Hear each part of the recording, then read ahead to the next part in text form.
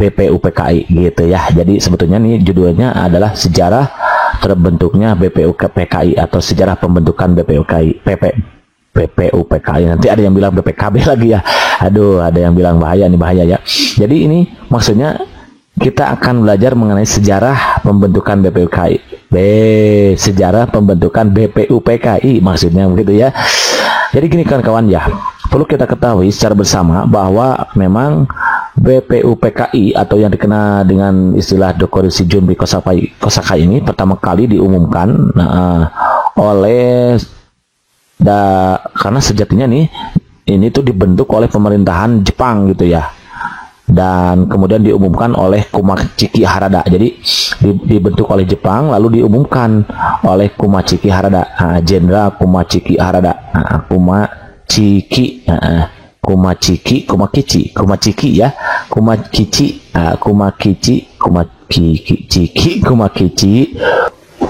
Jadi dia itu dibentuk oleh Jenderal Kumakichi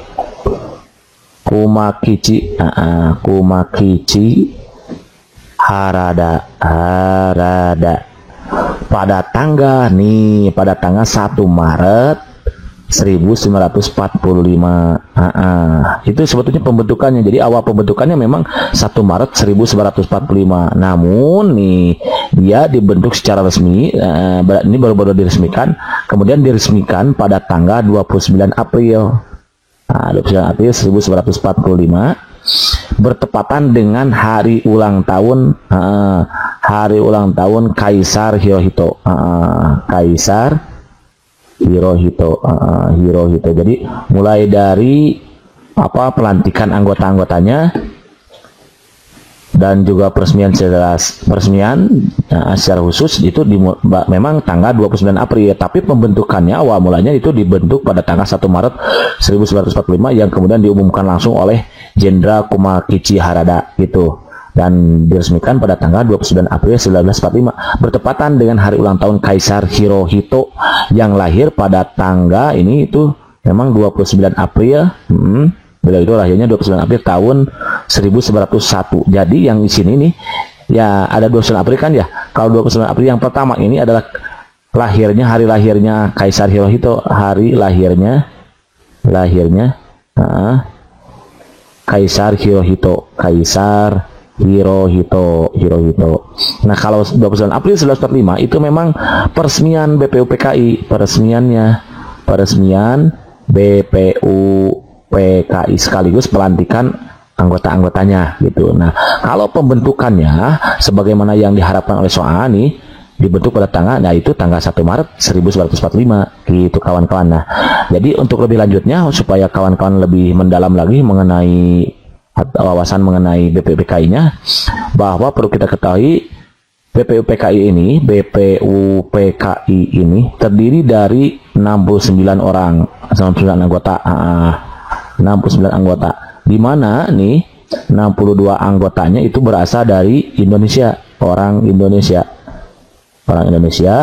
Lalu yang 7 orang anggota itu berasal dari Jepang.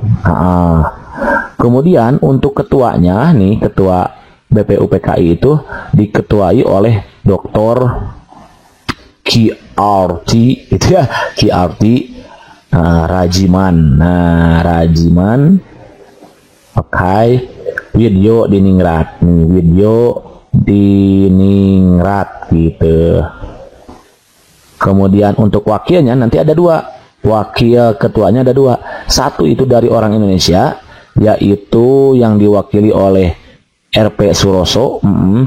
RP bukan rupiah tapi ya, Raden Panji kalau nggak salah itu namanya, Raden Panji Suroso. Salah berarti benar gitu ya, Suroso. Ini orang Indonesia. Lalu yang kedua itu adalah Ichibangase Yoshio, dan beliau berasal dari orang Jepang gitu. Nah, kemudian BPUPKI ini sidang untuk yang pertama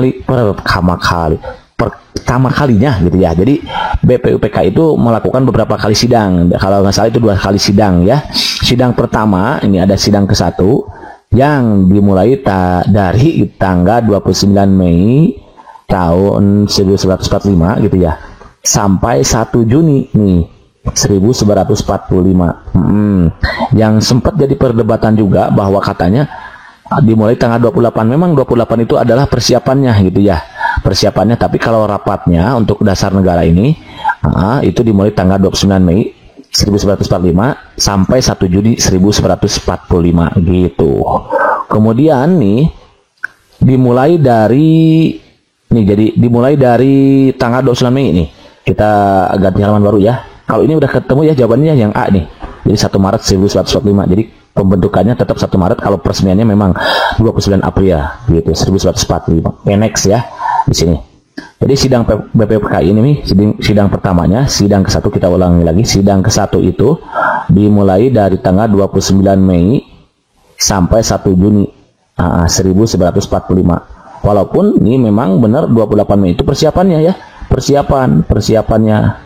Tapi mulainya itu tanggal 29 Mei gitu. Nah, pada 29 Mei ini dibagi menjadi beberapa bagian nih. Tanggal 29 Mei 1945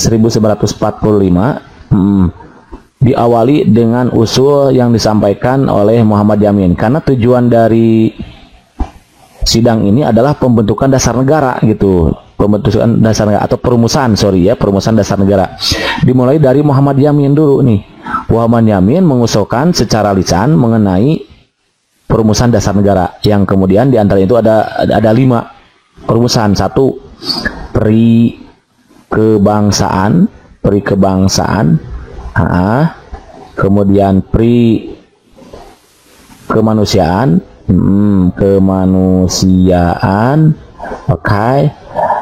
peri ketuhanan, peri ketuhanan,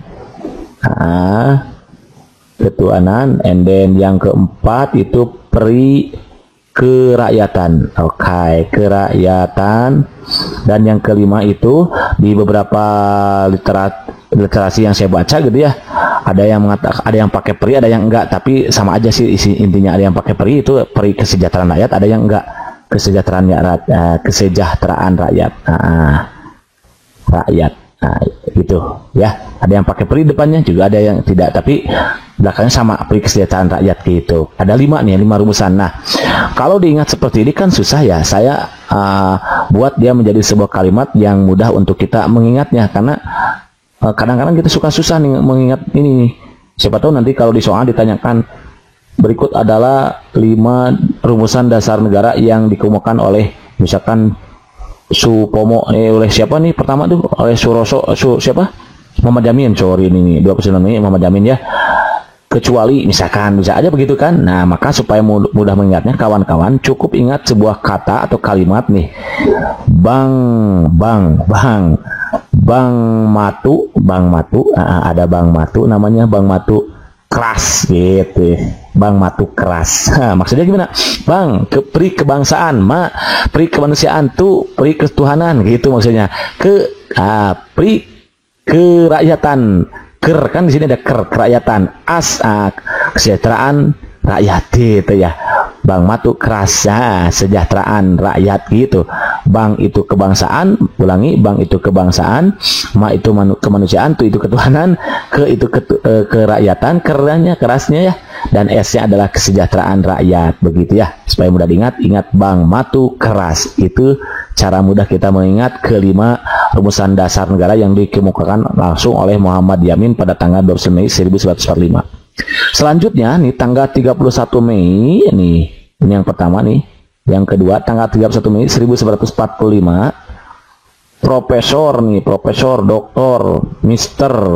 Supomo. Nah, Supomo, kalau nggak salah ini Mr. Supomo ini disebut dengan arsitek undang-undang kalau nggak salah ini.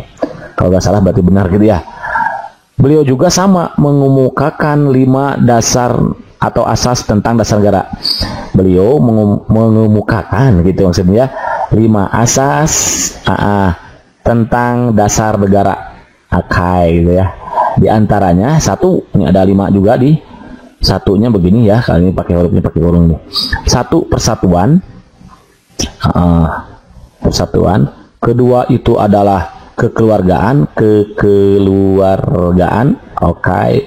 Ketiga itu ke sini aja ya, biar menghemat lokasi wilayahnya gitu ya, takut habis nanti ya. Ketiga itu adalah keseimbangan lahir batin. Keseimbangan lahir dan batin, oke, gitu ya. And then keempat itu adalah musyawarah. Dan kelima di sini aja ya, lima itu ada keadilan sosial. Nah, kawan-kawan, kalau kita mengingat seperti ini itu kan susah juga, sama ya. Kalau tadi tanggal 29 Mei 1945 ya 5 rumusan dasar negara yang dikemukakan langsung oleh Muhammad Jamil itu kita cukup mengingat Bang Matu keras, maka yang ini pun sama. Karena kalau diingat seperti ini sulit sekali. Nah, untuk kasus yang ini kawan-kawan cukup mengingat sebuah kalimat satu keluarga, oke. Satu keluarga lahir, kalimat batin ya, satu keluarga lahir Syawal gitu. Maksudnya gimana? Satu keluarga lahir Syawal. Satu, berarti persatuan gitu. Keluarga, berarti kekeluargaan tuh kan. Lahir, berarti keseimbangan lahir dan batin tuh gitu kan ya. Nah, lahir Syawal, berarti Syawalnya ini musyawarah, wanya adilan sosial, gitu, keadilan sosial, gitu kawan-kawan ya. Jadi supaya kita mudah mengingatnya, kelima asas tentang dasar negara yang dikemukakan langsung oleh Mr. Supomo pada tanggal 31 Mei 1945 ini adalah cukup kita ingat sebuah kalimat satu keluarga lahir Syawal. Satu, persatuan keluarga, kekeluargaan, lahir berarti lahir dan batin, keseimbangan lahir dan batin maksudnya ya. Syawal, musyawarah awal, keadilan sosial, gitu kawan-kawan ya. Nih harus kita ingat. Nah, kalau begini kan mudah diingatnya. Beda kalau kita mengingat satu persatu sulit nih. Kadang kita juga suka lupa. Kita kawan-kawan aja kali ya, saya enggak gitu ya. Oke nih, begitu. Itu yang kedua. Kemudian nih nanti dilanjutkan lagi pada tanggal 3 Juni nih. 3 Juni. Pada tanggal 1 Juni gitu. 1 Juni 1945. Nah, di sini Insinyur Soekarno berpidato yang menyampaikan rumusan mengenai dasar negara yang kemudian diberi nama Pancasila. Nah, beliau juga sama nih berpidato mengenai 5 dasar negara itu yang kemudian diberi nama Pancasila dengan isinya sebagai berikut. Isinya itu sebagai berikut. 1, isinya adalah nasionalisme. Waktu itu beliau itu nasionalisme. 2, internasionalisme. Nah, internasionalisme. Gitu. Kawan-kawan, kemarin nasionalisme itu ada yang mempertanyakan di soal sebelumnya bahwa nasionalisme di buku saya katanya kebangsaan. Gimana tuh, sama nggak? Ya sama ya, nasionalisme itu adalah kebangsaan gitu. Kalau internasionalisme itu masuknya itu kemanusiaan. Gitu. Kemanusiaan. Jadi boleh kita tulis kebangsaan. Nasionalisme kebangsaan. Ini internasional itu adalah kemanusiaan. Kemanusiaan. Jadi kemudian yang ketiga, mufakat atau demokrasi. Mufakat atau demokrasi. Oke, ini demokrasi. Yang keempat, beliau mengemukakan itu kesejahteraan sosial. Kesejahteraan sosial. And then yang kelima itu adalah ketuhanan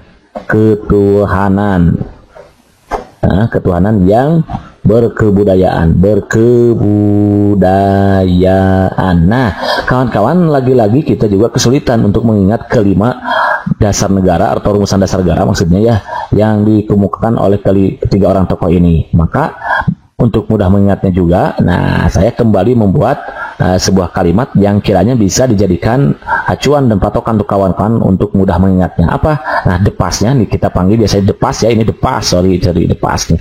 Depas. Nah, pakai F ya, jangan pakai P katanya kata kemarin kawan-kawan ya. Kalau pakai P nanti jadi depas masa lalu, jadi susah move on katanya. Iseng banget sih gitu ya. Menghibur banget maksudnya gitu ya. Oke, kembali lagi sini nih. Jadi supaya mudah kita mengingatnya, depasnya itu adalah kita cukup mengingat sebuah kata atau kalimat di sini. Nasimu jatuh. Nasimu jatuh. Nah, ini nih depasnya nih. Nasimu jatuh. Nah, nasionalisme, nasionalisme mu I-nya di sini internasionalisme. Nah, jadi nasionalisme, I-nya internasionalisme, mu-nya itu udah mufakat atau demokrasi, ja-nya itu udah kesejahteraan sosial. Ketuhanan yang berkebudayaan gitu. Jadi nasimu jatuh. Begitu kawan-kawan ya. Depas untuk kita mengingat 5 rumusan dasar negara yang dikemukakan oleh ketiga orang tokoh. Yang pertama yang oleh Muhammad Jamil itu kita cukup mengingat bang matu keras, bangnya kebangsaan, maknya kemanusiaan, tunya ketuhanan, ke-nya kesejahteraan, kerakyatan, adil, AS-nya adil, kesejahteraan sosial ya, kesejahteraan rakyat, S-nya sejahteraan rakyat gitu ya, ini. Kemudian untuk Mr. Supomo kita cukup mengingat 1 keluarga lahir sawah, 1 persatuan keluarga kekeluargaan lahir, keseimbangan lahir dan batin gitu, musyawarah nih, berarti sawahnya musyawarah, L-nya itu keadilan sosial gitu. Awas ketukar dengan ini, S itu kesejahteraan rakyat, kalau ini keadilan sosial. Lalu yang 1 Juni 1945 yang dikemukakan oleh Insinyur Soekarno itu adalah nasimu jatuh. Nasionalisme, I-nya internasionalisme, mu-nya mufakat atau demokrasi, ja-nya kesejahteraan sosial, tuh-nya ada ketuhanan yang berkebudayaan gitu kawan-kawan ya. Understand? Jadi steady mantap gitu ya. Oke, next nih. Kemudian dari usulan-usulan ini lebih lanjut, Insinyur Soekarno mengemukakan bahwa kelima dasar negari, 5 dasar tadi diperas lagi menjadi trisila. Trisila.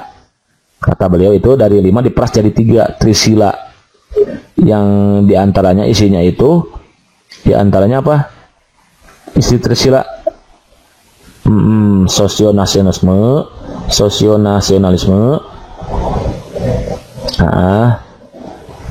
kemudian sosiodemokrasi,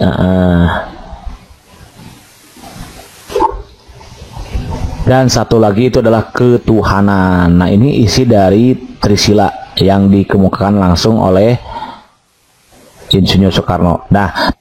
Nah, dari 3 ini kemudian beliau peras lagi menjadi 1 yang selanjutnya disebut dengan Ekasila, yaitu gotong royong ya. Gotong royong nih gitu. Nah, dari usulan-usulan yang dikemukakan Insinyur Soekarno itu berhasil mengsintesiskan dasar falsafah negara dan gagasan pendapat yang disebut dengan Pancasila gitu pada tanggal 1 Juni. Jadi dari rumusan-rumusan yang tadi itu barulah lahir Pancasila. Pancasila pada tanggal 1 Juni 1945. Maka yang selanjutnya kita peringati sebagai hari lahirnya Pancasila, 1 Juni 1945. Nah, kalau dalam perumusannya nanti terdiri dimulai dari tanggal 1 Juni, kemudian nanti 22 Juni. Nah, ini juga sempat jadi perdebatan ya. Katanya 1 Juni, tapi 22 Juni masih dirumuskan. Gimana ini? Katanya 21. Jadi ada yang mempertanyakan, kenapa 1 Juni ini disebut lahir Pancasila sementara 22 Juni masih dirumuskan? Nah, jadi sebetulnya 1 Juni 1945, 20 Juni itu masih disebut rumusan Pancasila. Nah, sampai akhirnya disahkan pada tanggal 18 Agustus tahun 1945. Ini ketiga ini selanjutnya disebut dengan rumusan Pancasila.